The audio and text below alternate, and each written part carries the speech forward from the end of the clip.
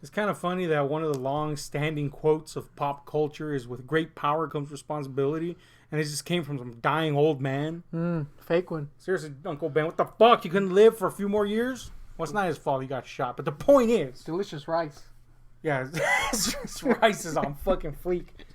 It's funny because we had like 10,000 Spider-Man movies, and it's kind of fucking ironic that kind of a B tier sci-fi horror movie from 2000 actually kind of played up on that concept a whole lot better. And I'm talking about Paul Verhoeven's horror 4-pack. No, I'm talking about Hollow Man, which is part of this Horror 4-pack. horror 4-pack, which really has nothing to do with anything other than, I guess, the sequel that he had nothing to do with. But anyway, Hollow Man was a attempt at an Invisible Man movie that was met with a lot of derision from critics. Audiences, too, kind of turned away from it. There was a lot of buzz about its effects, which, depending on who you are, can be give or take. I myself watched it in a theater, and I really wanted to watch this because Paul Verhoeven is a personal hero, director-wise, big fan of his work. Everybody, of course, knows one of his most classic ones, RoboCop, but he's renowned for littering his sci-fi stuff with a lot of elements of social satire and clever meanings and, pseudo-black comedy. And I don't mean Kevin Hart. I mean, dark comedy. Definition of black So comedy. when this came out, people didn't see a lot of that up front. And so it just ended up being this kind of disastrous affair. Lots of money was sunk into this, effects-wise, and that turned out to be, all for naught. And it was kind of, the fallout was kind of so impressive that Paul Verhoeven never made an American movie ever again. He's like, He's made some in Europe, but even then, his profile's pretty low now. Considering this guy was the go-to guy for big-ass budget movies, that's pretty crazy, man. And sure, there was Starship Troopers, which itself didn't do very well in the box office and was a massive money pit.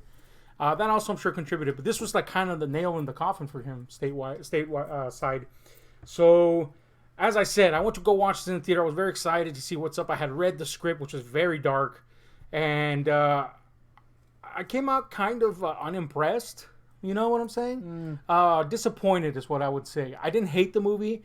There was just a lot of disappointment in it for me. And I kind of just relegated to nothingness, I never rewatched it. I did buy the DVD. I just never watched it again. I never gave it another shot. It was nothing that I wanted to revisit, actively, and never did. But now was the time to get it because this horror 4-pack was quite the deal, you see. $4 and you get 3 classics.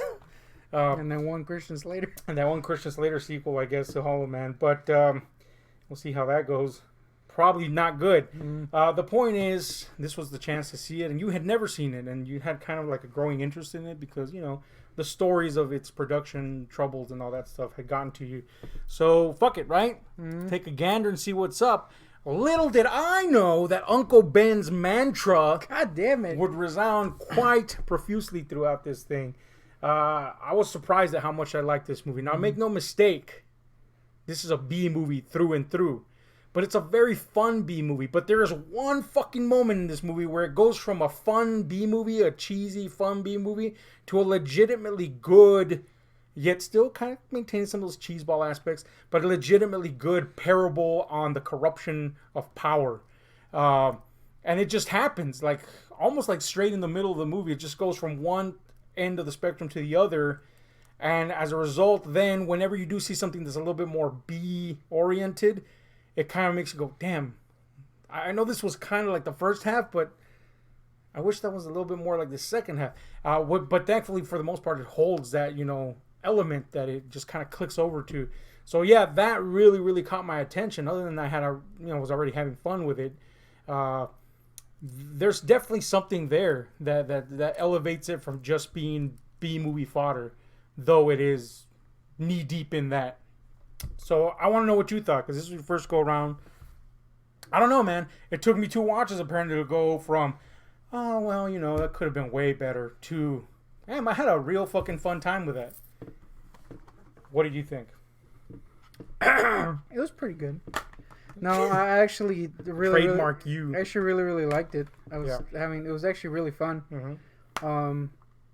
Thoroughly enjoyed it. Even some might say loved it. Yeah. I mean, I don't blame you, man. I'm kind of confounded by my reaction to it. I was like, what the fuck? You were just hating back then. I kind of feel like kicking myself because for years I just never wanted to revisit it. Again, no hate. I was just like, I was never motivated to revisit it. So here I am now, kind of wanting to jack off to it constantly. And here's the thing, man. Going back to that Ben Parker, man. God damn it. That's really what made me love this movie. You know that yes, it does steep itself in that B movie mentality. But yeah, there's that one point, and I don't know if you know what point I'm talking about. Well, you should, because I pointed out to you that scene was really good. And from that point forward, everything just goes into another gear. And it was prefaced by this scene where your main heroes are talking about what may be causing the mental changes in the main character played by Kevin Bacon, being a chemical reaction that might be affecting his mind, and it's followed immediately by an exchange between Kevin Bacon's character and one of the people that works in the lab, where it becomes very clear, which it should have already been, of course, that no, this is him being pushed without inhibitions. He is now indulging fully in his personality, which he was kind of a sociopath. But really what was brilliant about that scene was not what we already knew if we just watched the movie. It was the fact that it did, like all Verhoeven movies tend to, or most Verhoeven movies tend to do, say something about something. It was just not a satire. It was more an exploration of human nature, because that lab assistant was kind of enjoying vicariously what Bacon's character was enjoying. And that's kind of what the movie's saying all along, that we all have this potential of evil inside us. It's just we're happy to be seeing it through the eyes of a sociopath. So it's exacerbated even more. But in reality, the fact that at moments in the movie we see other characters paranoid of the very idea that somebody might be leering at them, it really says much about them as it does about us, the viewer, that we're like, holy shit. That we would be suspicious at all, or that they would be suspicious at all, says that inherent quality is in them to do something evil. So that was really cool to me, man, and it really added a lot of fucking taste to the movie, and really made me enjoy it all the more. But anyway, let's talk about the pros and the cons of this. What do you want to start with, pros or cons? I'll throw a pro out. All right. Kevin Bacon. The old Baker's in this. And his penis. Yeah, he's easily the best actor in this. Not to say that there's bad actors in it. Although that chick with the fucking hair... She wasn't good. Wasn't great. Kim Dickens, one of the lab people. She was the woodiest. She was the worst of the actors. But the cast as a whole is pretty good. But yeah, Bacon's bacon, man. The bake's gonna bake. Unfortunately, the bake comes with a con, and that's that... Well, two cons. One, if you're a dude that's straight, you're gonna see a lot of dick. Dude, there is an insane amount of penis in this. And if you ever want to see a penis down to its musculature, and you're set. You'd think him being an invisible man would spare you the penis shots? It's actually amplified it. Oh yeah, there's more Kevin Bacon penis in an Invisible Man movie than you could ever feasibly imagine being possible.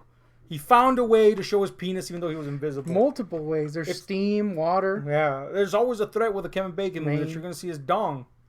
And here, he lived up to that. He probably said, I can really get away with it now. And boy, did he. So that's one of the caveats of having the bake as your lead. And the second one, I'd say that it takes you a while to get used to the idea of him being a scientist. Because there's just a visual look to Kevin Bacon. Yeah. And maybe I'm biased because of Tremors. But he will always be kind of like this trashy white guy. He's also like walking around in like douche guy from the early 2000s clothes. Yeah. He's got that leather jacket and he's kind of got this like little swag. And you're like, he's not a scientist, dude. Yeah, and granted, that's supposed to be part of the character, but they're going for some tropes there. But still, like, we get it, dude. He kills a dog. We don't need him to wear the shitty pleather jacket to know that he's a jackass.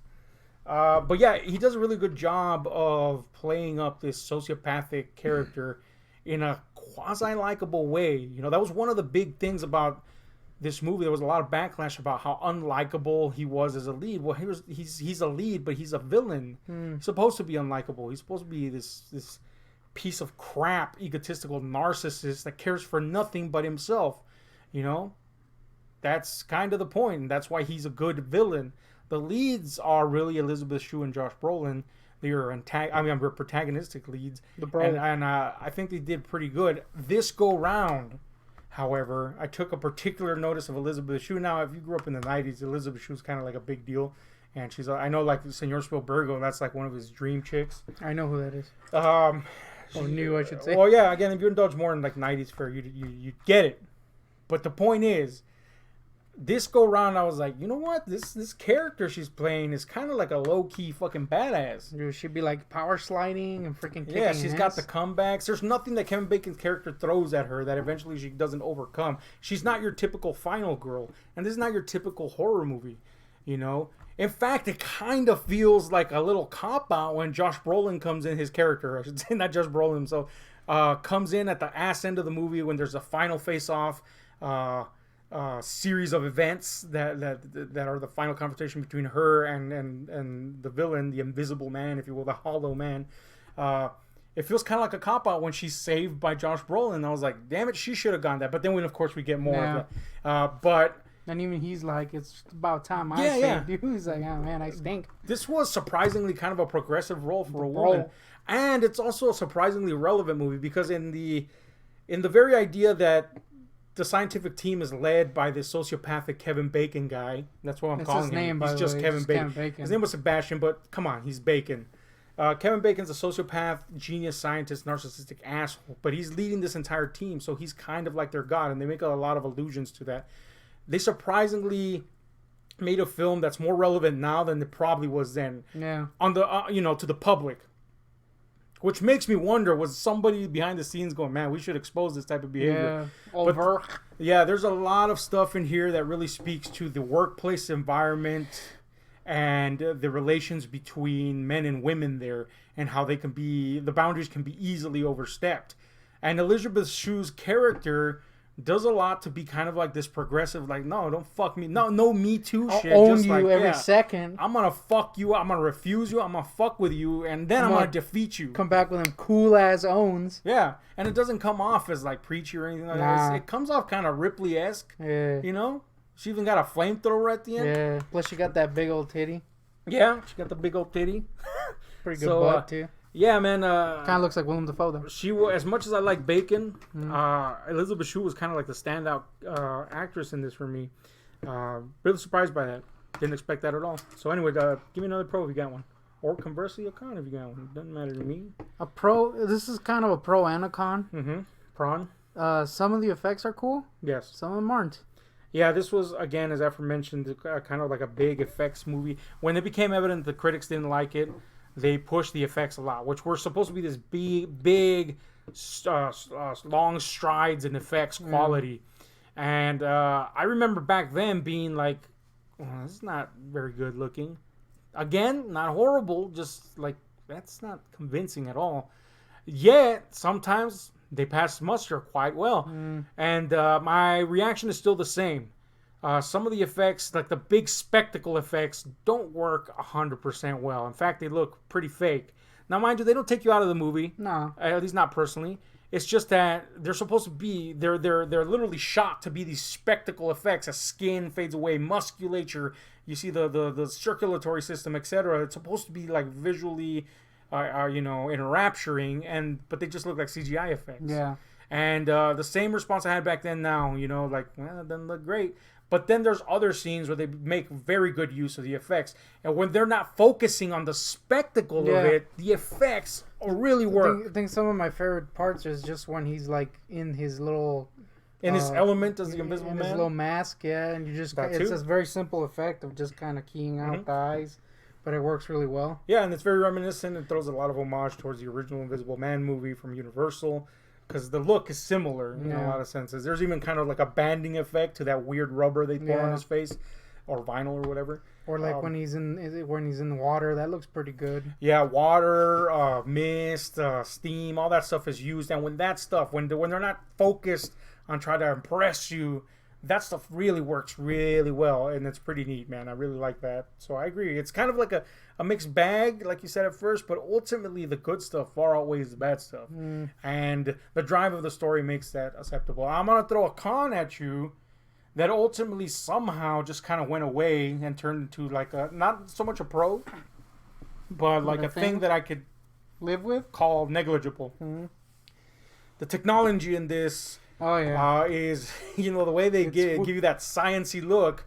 It was dated back then. Yeah.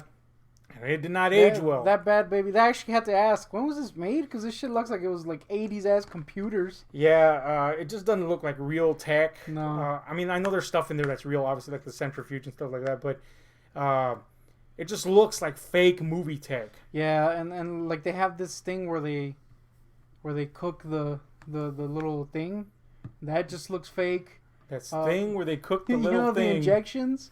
When they're making the serum. Yeah, that just looks like something out of Star Trek. Yeah. They have these like comically oversized needles. Yeah. Which might be real, I don't know, but they just look fake. Yeah, even if it's real, Yeah. the lab equipment, the set looks like fake sci-fi sets. Yeah. And at first I was like, yeah, that did not age well. Yeah. And I remember thinking that back then. That's some bad sets, man. However, as the movie progressed and it morphed into something else, and it definitely after that switch moment, it became a negligible aspect of criticism. It was not important or relevant to it. This went from a sci-fi movie with B aspirations, really, to something else. And that really helped just be like, who cares? So, yeah, it's kind of like a 50-50 thing there. Go ahead and give me either pro or con now. Pro and con. There's a lot of those with this movie. Apparently, yeah. Sometimes the music's really good. And sometimes it's a complete stinker, and you're like, "Why am I in a Looney Tunes cartoon?" A wheelie loony. You're like, what the flip? It's a weird score. Yeah, some particular portions of it are excellent, and there's other parts where you're like, "Man, why is it bouncy? What is that?" Yeah, and then there's this one part that's straight out of an '80s movie. Yeah, when our Invisible Man here.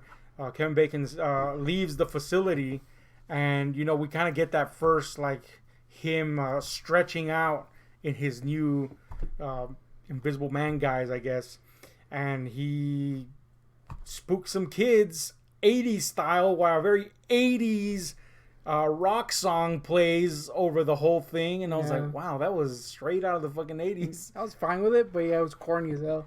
Yeah. So yeah, that's weird because when the score really hits, it's really good. It's really good. So let me go to a pro here, and that's this movie really does a good job at eliciting the idea of paranoia and tension quite a bit, a surprising amount of times actually. And again, that's kind of one of the great, almost subversive ways the movie makes its point about human nature and its potential to really crash to evil, because you really understand why these characters feel paranoid at all times. But at the same time, why would an innocent person feel the need to feel paranoid? Yeah. And then at the same time, you have the idea of, if somebody's invading your privacy in general, that feels bad. So it gives you all these weird emotions. And then there's a scene where the Invisible Man himself, Kevin Bacon, official name. Stop calling him Invisible Man, dude. It's Kevin Bacon. He's leering at one of his. He's spying, really, not leering at this point. Though he does leer quite a bit. Yeah. He's leering at one at his Elizabeth Shue's character, and he's hiding behind something. And the immediate response or question that pops into your head is, why would he hide? He's invisible. But then you go, they kind of like, either intentionally or not. Although it feels very intentional, not just there, but in other parts. They really thought out the idea of certain things that wouldn't go away just because you're invisible. Yeah. These elements and habits that we have would remain there. And likewise with his character faults, they remain there. Nay, are exacerbated immensely once he has the power. Now, I know this was a thing that Verhoeven wanted to have more in the movie, at least from what I've heard him talk about it. I don't know if it was in the script, but That's what I've heard him talk about, him wanting to play with the idea of it's the serum or that's doing this, just kind of unleashing his bad side or not. I think ultimately it just comes off more as he's an asshole in the movie. But I think that was kind of a good thing. Yeah. Because if they had kind of explained it away as like, oh, this is what's making him... And you know, you do get that line with Josh Brolin being like, is it the serum? And you're kind of like, oh, that was corny. Yeah. I think ultimately the way it came off was a little cool, was a little better because it does play into his character. There's a lot more subtlety, and again, yeah, it's that one fucking scene that I went to that really nails that incredibly well. If they had just outright done a lot of scenes where that is brought up to question, I don't think the B movie factor of it would have really gelled well with it. But that one scene, that's all you needed for this to be like, this is very clearly this guy's sociopathic nature, and even everybody else is just unaware. Even in that scene, you do get some kind of like visual, you know, it's something that goes along with it, I guess, what it's saying, in that he has one hand that's ungloved. Yeah, a visual metaphor. Yeah, it shows you the duality of his character, I guess. Yeah, and there's a fly flying around the room, and his coworker that is kind of like vicariously enjoying his power, which again is a really cool way to show how any of those people could have gone down an evil route. Just so happens that this guy was already a sociopath. Yeah. You know, Kevin Bacon, it's just him. Legitimately now. Yeah. His character Sebastian is waxing on the feeling of being having this ability. This is like after he's already raped someone. By the way. And he captures that fly, and they ask him how, his coworkers asking him how it felt to be out there like that, and he just simply says, "I liked it." And it was kind of an unsettling scene because when I know a lot of people back then bitched about the kind of lewd nature of this. He kills a fucking dog at one point, which is, it's a puppy. That's sad. It's invisible, but still. And of course, yes, he has his way sexually with a person and fondles another and stuff like that. That's disturbing. That's why he's the bad guy, folks. Yeah. He wasn't supposed to be the good guy. That's what makes him a bad guy, and ultimately, that's what it says. What he would do, just go to any fucking chat room talking about invisibility and people are fucking talking about the weird shit they would do if they had this. I think it also kind of, it's kind of a cool thing that it did with, you go into a movie with Kevin Bacon, you're kind of expecting him to be the hero. And the way they present him, he's cool guy, right? But then he ends up being the complete shithead. And you're like, oh, that's a neat, like, turning expectations on your head, even though it's pretty early on, he's a butthole. Oh yeah, the fucking leather jacket alone. Yeah, it's still kind of like it was cool. It's a subversion of expectations. And say you get freaking Josh Brolin back before he was in everything being one of the heroes, and you're like, oh okay, yeah. Brolin. Really, this is a movie that benefits from being seen in retrospect because, that happens a lot. When somebody plays against type, people rebel and bitch and moan, and the next thing you know, Johnny Greenwood is like, "What the fuck? Why did you guys say this?" Yeah. And then you're like, "Dude, that's kind of the point of our channel. We kind of like throw those. We're just talking about another thing that happened in another channel at this point. The point is." Sometimes people don't grasp exactly why something is done, and then it's also sometimes actors just want to play against type, and I think in this case, I wasn't disappointed by that. Don't get me wrong. I'm always for an actor playing against type. I just think it worked for me much more now that the whole movie worked on me more, charmed me a lot more. Him as this unrepentant sociopath really works. And yes, sometimes it's played almost to, like a fucking fault. Like, damn, we get it. You're a sociopath. Yeah, stop eating Twinkies like that, dude. Especially in his reference to animals and how they're just things that, yeah, I mean, we get it. Stop eating Twinkies like you're fucking raping them. We get it. It's pounded into you. But ultimately, that kind of outrageously over the top element gives you a division between the potential evil and the regular people and him. because he's so over the top that you can't help but see him as the bad guy versus anybody else. So that was cool, man. That was really cool. Is there anything you want to add in terms of either? I do have some slight. Ultimately, it's fine, but it's kind of like, man, apparently he becomes like Superman. Because in the later half, like, steam doesn't hurt him straight to the face. And as we all know from video games, steam is an instant death. And like, he survives being freaking firebombed, basically, and all this weird shit. And you're kind of like, man, Superman. But it's cool. And I do think that... like I said, it's not really a con. It's just kind of something that you're like, man, Superman. But I do think that the later half is really is actually kind of suspenseful. Yeah. In a weird way. And despite the fact they're kind of like, man, he just survived a firebombing. What the flip? But it works. So you're kind of like, okay, I'll look past that. And at that point, he's so freaking evil that you're like, I believe that you would not just brush off all this stuff, you know? Yeah. Yeah, it's definitely one of those that takes you along for the ride, and if you're willing to let it do that, small details like that don't matter in the end. It is, like I said, it's unrepentantly a B movie. Yeah. Through and through. So those elements will remain. It just so happens to also have something there, just stewing under the surface, which I guess is kind of like very apropos, because everybody just gave this guy the benefit of the doubt that he was okay because he was one of them, despite his character faults. But under that skin, there was always something there, and it remained there the whole time. Same with the movie. It's always a B movie. It was just under the skin at times, and at times it's right on the surface. So intentionally or not, very appropriate to this particular film. So anyway, let's give this a final score. Again, this is in relevance to its type of film, its peers. On a scale 1 to 10, the final thoughts. Give it to me. As far as Invisible Man movies go, which we know there's thousands of, this is pretty high up there. I wasn't expecting to enjoy it that much, and I was kind of like having fun with it at first, and then towards the end, I was like, man, I really like this movie. I'm gonna buy it, and I'm gonna enjoy it.